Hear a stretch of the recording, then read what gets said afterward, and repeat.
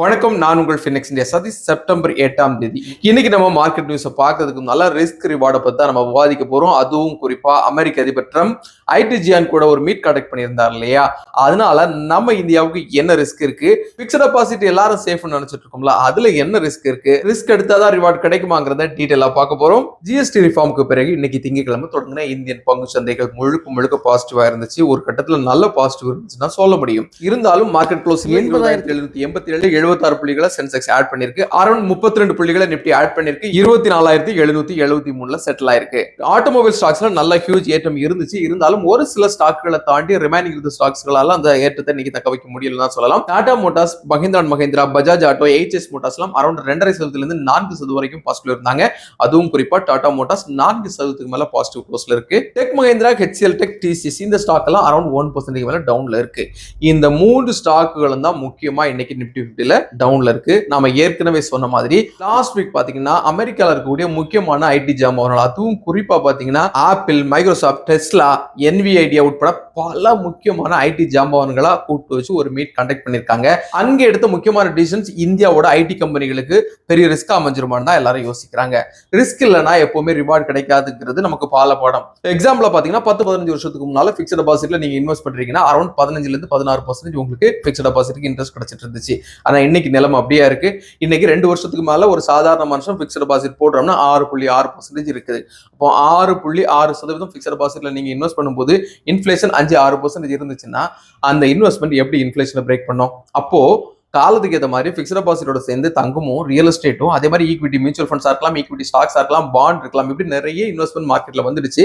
இந்த இன்வெஸ்ட்மெண்ட் எல்லாம் நம்ம ஏற்கனவே பேசின மாதிரி பிக்ஸ்ட் டெபாசிட்டை விட ரிஸ்க் அதிகம் அப்படிங்கிற மாதிரி தான் ஒரு காமன் டாக் இருக்கும். அதுவும் குறிப்பா fixed deposit, real estate, gold இதை தவிர ரிமைனிங் இருக்கக்கூடிய என்டையர் இன்வெஸ்ட்மெண்ட் ரிஸ்கா தான் இருக்கும் அப்படிங்கிறது தான் ஒரு அடிப்படை பேச்சா இருக்கு. ஆனா இன்னைக்கு சூழல் அப்படியா இருக்கு.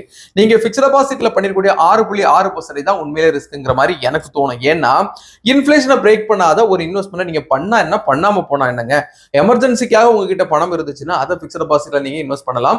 அது அடிப்படை. எமர்ஜென்சிக்காக ஒரு 3 மாசமோ 6 மாசமோ 9 மாசமோ உங்களோட பணத்தை நீங்க பிக்ஸ்ட் டெபாசிட்ல ஹோல்ட் பண்றீங்கன்னா ஓகே, அதை ஏற்றுக்கொள்ளப்பட வேண்டிய விஷயம். ஆனால் லாங் டைம்காக நீங்க இன்வெஸ்ட் பண்றது நிச்சயமா இன்ஃபிளேஷனை பிரேக் பண்ற மாதிரி தானே இருக்கணும்.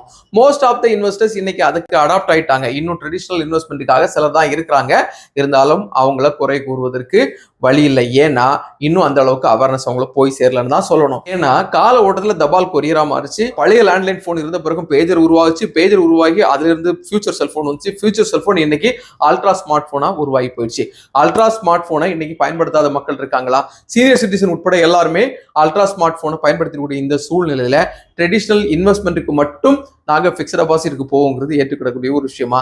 ரியல் எஸ்டேட் எடுத்துக்கிட்டீங்கன்னா ஒரு வீடு உங்களுக்கு சொந்தமா இருந்தா போதும், 2வது 3வது வீடுக்கு போறது எப்படி உங்க இன்வெஸ்ட்மெண்ட் பெருக்கக்கூடிய வழியா இருக்கும். அதே மாதிரி தங்கம் லாஸ்ட் 2-3 இயர்ஸை தாண்டி 40-50 வருஷத்து ரெக்கார்ட்ல பாத்தீங்கன்னா என்ன பெரிய ரிட்டர்ன் கொடுத்திருக்கு. இன்டர்நேஷனல் மார்க்கெட்ல ஸ்டில் $3,600 தான் ஒரு ounce தங்கம் ட்ரேட் ஆயிட்டு இருக்கு. அங்க இருக்கக்கூடிய அந்த டாலருக்கும் இந்தியன் ரூபிக்கு இருக்கக்கூடிய இந்த டிஃபரன்ட்னால இங்க விலை ஏறது மட்டும் தான் நடந்துட்டு இருக்கே தவிர வேற என்ன பெரிய மாற்றம் இங்க வந்துருச்சு? லாஸ்ட் வீக் இந்தியால 22 கேரட் நகத்தங்கம் 1 கிராம் 10,000 ரூபாய் விலையை தாண்டினோட எல்லாரும் தங்கம் வரலாறு காணாத ஏற்றம் அப்படின்னு சொல்றாங்க. சரி, இப்போ நீங்க 22 கேரட் நகத்தங்கத்தை 1 கிராம் நீங்க 10,000 ரூபாய் கொடுத்து வாங்குறீங்கன்னா அந்த 10,000 ரூபாய்க்கு செய்கூலி, சேதாரம் இதெல்லாம் எவ்வளவு தர்றீங்க? அப்போ அதோட எக்ஸ்பென்சஸ் என்ன வருது? இதெல்லாம் பீட் பண்ணி உங்களால திரும்ப அதை ரீசேல் பண்ண முடியுமா? முடியும் போது எவ்வளவு விலை கிடைக்கும்? நீங்க எதிர்பார்க்கக்கூடிய ரிட்டர்ன் அதுல கிடைக்குமா? அப்போ இந்த சூழல்லாம் இருக்கும்போது தங்கத்தை மார்ட்கேஜுக்கு பயன்படுத்தலாம் அப்படிங்கறது ஏற்றுக்கொள்ளக்கூடிய விஷயம் தான். உலகம் முழுக்க அது நடந்துட்டு தான் இருக்கு. இருந்தாலும் உலகம் முழுக்க இன்வெஸ்ட்மெண்ட் ஓரியன்டா ஒரு பார்ட்டா பயன்படுத்துறாங்களே தவிர நகை ஆபரணங்களுக்கோ நகை பிரியர்களுக்கு பயன்படுற மாதிரி இந்தியாவில் இருக்கக்கூடிய அந்த அளவுக்கான ஆர்வம் வெளிநாடுகள்ல இல்லை. அவங்க இன்வெஸ்ட்மெண்ட் ஓரியன்டாக பாக்குறாங்க. ஒரு குறிப்பிட்ட நேரத்துல நல்ல இன்வெஸ்ட்மெண்ட் ரிட்டர்ன் கிடைச்சிச்சுன்னா அதை வித்துட்டு வெளியே போறாங்க. இந்தியால எமோஷனலா பாக்குறாங்க. சோ அதை தான் நான் சொல்ல வரேன். ஏற்கனவே சொன்ன மாதிரி பிக்ஸ்ட் டெபாசிட்ல ரிஸ்க் இல்ல, ரிவார்ட் கிடைக்குதுன்னு சொல்லி 6.6% நாம போறது எந்த அளவுக்கு தவிர்க்கப்பட வேண்டிய விஷயமோ அதே மாதிரி தான் ஐடி ஜாம்பவான் கூட அமெரிக்க அதிபர் ட்ரம்ப் பேசினாலும் இந்தியாவில் இருக்கக்கூடிய மக்கள் தொகையும் இந்தியாவில் இருக்கக்கூடிய ஐடி டெக்கோட மூளையும் இந்தியாவுக்கு பெரிய ஆப்பர்ச்சுனிட்டி தாங்க. இது வரைக்கும் இந்தியாவில் பெரிய கிளவுட் சர்வீசஸ் இல்லாம இருந்திருந்தாலும், அதே மாதிரி ஒரு சர்ச் இன்ஜின் இந்தியாவில் இல்லாம இருந்திருந்தாலும் இந்த நேரத்துல அது உருவாக்கப்பட வேண்டிய விஷயம். இன்னைக்கு நாளைக்கு உருவாக்கப்படலங்கிறது இனி ஒரு பெரிய விஷயம் இல்லைங்க.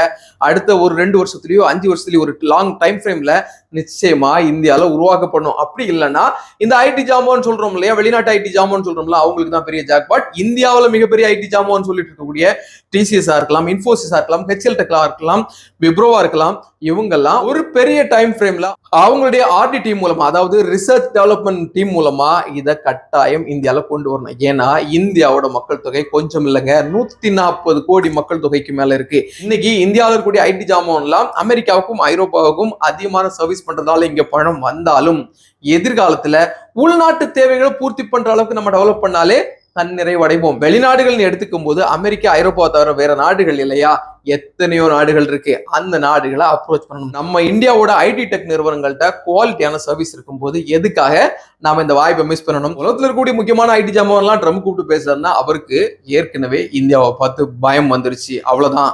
சோ அவருக்கு பயம் வந்துருச்சுன்னா பயத்தை உருவாக்குனது இந்தியா தான். அப்போ இந்தியாவில் இருக்கக்கூடிய மக்கள் தொகையும், இந்தியாவில் இருக்கக்கூடிய உற்பத்தி கேந்திரமும், இந்தியாவில் இருக்கக்கூடிய டெக்னாலஜி பவரும் இந்தியாவை அடுத்த கட்டத்துக்கு கொண்டு போகுங்கிறதுல எப்படி உங்களுக்கு நம்பிக்கை இல்லாம போகுது? அடுத்த 20 வருஷத்துக்கு இந்தியா தான் உலகம் முழுக்க சீனாவை பிரேக் பண்ணி யங்ஸ்டர்ஸ் அதிகமா இருக்கக்கூடிய நாடுன்னு நம்ம சொல்றோம். அப்போ இவ்வளவு யங்ஸ்டர்ஸ் இருக்கக்கூடிய இந்த நாட்டுல யங் ஏஜ்ல எடுக்க வேண்டிய ரிஸ்க் எடுக்காம 60 வயசுக்கு பிறகு ரிட்டையர்ட் வயசுல எடுக்க முடியும். ஏற்கனவே நான் எஃப்டியை கம்பேர் பண்ண மாதிரி தான் இப்போ சொல்றேன். எஃப்டி மேபி சீனியர் சிட்டிசனா இருக்கும்போது அவங்க ரிஸ்க் எடுக்க முடியாதுங்கிறதுக்காக அவங்க எடுக்கிறத நம்ம ஏத்துக்கலாம். 20 வயசுல, 25 வயசுல, 30 வயசுல, 40 வயசுல இருக்கிறவங்க அவங்க ஏஜ் கேட்ட ரிஸ்க் எடுக்காம இருந்தாங்கன்னா எந்த அளவுக்கு அது அவங்களுக்கு பெரிய இழப்போ, அதே மாதிரிதான் யங்ஸ்டர்ஸ் அதிகமா கொண்டிருக்கக்கூடிய நம்ம இந்திய நாடு ட்ரம்போட இந்த மிரட்டலுக்கு பணியாம இந்த நேரத்துல யங்ஸ்டர்ஸ் மூலமா அடுத்த ஒரு ஐடி புரட்சியை இங்க கொண்டு வந்தாதான் உலகத்துக்கு அது ஒரு மிகப்பெரிய டர்னிங் பாயிண்டா இருக்கும். அது இந்தியாவோட வளர்ச்சிக்கும் இந்தியாவோட ஜிடிபிக்கும் மிகப்பெரிய பாயிண்டா இருக்கும் நினைக்கிறேன். நான் எப்பவும் சொல்ற மாதிரி தாங்க, இது முழுக்க எஜுகேஷனல் பர்பஸ், நாட் ரெக்கமெண்டேஷன். எஃப்டியை கம்பேர் பண்றதுக்கு முக்கியமான நோக்கமே ரிஸ்க் எடுக்காம இருக்கிறதா மிகப்பெரிய ரிஸ்க். அதை எல்லாரும் புரிஞ்சுக்கணுங்கிற நோக்கத்துல தான் அந்த வேர்டிங் நான் இதோட சேர்த்திருக்கிறேன். See you tomorrow, another super topic.